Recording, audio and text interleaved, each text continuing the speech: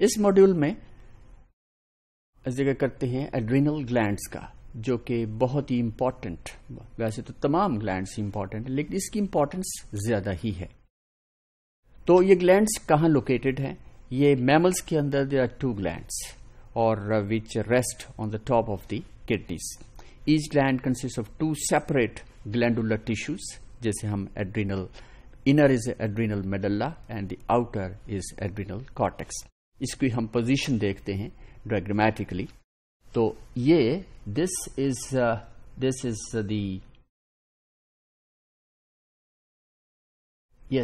The kidney, और जाहिर है इसकी दूसरी किडनी इस साइड पे होगी, और इस किडनी के टॉप के ऊपर दिस इज एड्रिनल ग्लैंड, और this is richly supplied with capillary, that is arteries, that is blood, or this is the renal artery, this is the renal vein. So ये बिल्कुल मेन रूट के ऊपर है kidney, और इसे blood supply भी बहुत ज्यादा है और वहीं से फिर एड्रिनल ग्लैंड को भी पहुंचती है। तो अब अगर हम एड्रिनल ग्लैंड का सेक्शन देखें तो इसके अंदर this outer portion, this is the cortex, and whereas inner portion is the medulla, और ये पूरी there are 2 such adrenal glands. Now the adrenal cortex, इससे पहले हम adrenal cortex को और adrenal medulla के ये कौन कौन से हार्मोन्स प्रोड्यूस करती है और उसके क्या क्या फंक्शंस हैं उनका हम जिक्र करते हैं। तो adrenal cortex secretes 3 classes of steroid hormone. ये सारी की सारी there are 3 steroid hormones which are produced by this adrenal gland. इसमें एक क्लास है, that is glucocorticoids, then the mineralocorticoids, and then the sex hormones. और mineralocorticoids को aldosterone भी कहते हैं और सेक्स हार्मोन्स को एंड्रोजन्स और फीमेल के अंदर ईस्ट्रोजन्स कहलाते हैं। Now the glucocorticoids such as cortisol, it helps regulate overall metabolism. इसलिए मैं कहता हूं दिस इज वेरी इंपॉर्टेंट। ये नो डाउट कि थायराइड का भी जिक्र उसी तरह ही है, लेकिन ये भी जो सेल मेटाबॉलिज्म है या बॉडी मेटाबॉलिज्म है उसको रेगुलेट करती है, और then metabolism and the concentration of blood sugar को भी मेंटेन करती है, कि हेल्प करती है maintain the blood sugar. They also function in defence responses to infections और इंजरी और टिश्यू इंजरीज, यानी अगर कोई एक्सीडेंटल कोई इंजरी हो जाती है तो इस दौरान या इस प्रोसेस में फिर ये नेचुरल रेमेडीज शुरू हो जाती हैं, और इससे ग्लूकोकॉर्टिकॉइड्स हैं जो कि सिक्रीट होते हैं। Now aldosterone helps maintain concentration of solutes such as sodium in the extracellular fluid, क्योंकि सोडियम एक ऐसा मिनरल है that plays a very very important role in maintaining the equilibrium, in maintaining the homeostasis. Now it plays a major role in maintaining the homeostasis of extracellular fluid. उसके बाद है the sex hormones that consist of male hormones which are called as androgens, then mainly इसके अंदर जो main androgen है उसका नाम है dehydroepiandrosterone. This is the name of the gland of the hormone produced by the adrenal. Now lesser amount of female hormone called oestrogen, इसके अंदर कुछ ज्यादा फीमेल हार्मोन प्रोड्यूस नहीं करते होते, लेकिन होते जरूर हैं। Then this was all about the adrenal cortex जो हमने पीछे देखा। अब उसके बाद है एड्रिनल मेडल्ला। एड्रिनल मेडल्ला कहाँ है? It is usually in the centre of the adrenal gland. So this is under neural control, there is nervous control. It contains neurosecretory cells which secrete epinephrine. This epinephrine is also called as adrenaline, and norepinephrine, also called noradrenaline. So both of which help control heart rate and carbohydrate metabolism.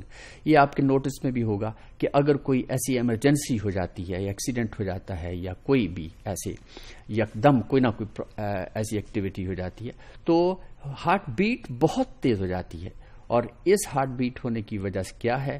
That is due to the adrenaline production बढ़ जाती है, जिसकी वजह से heart rate तेज हो जाता है।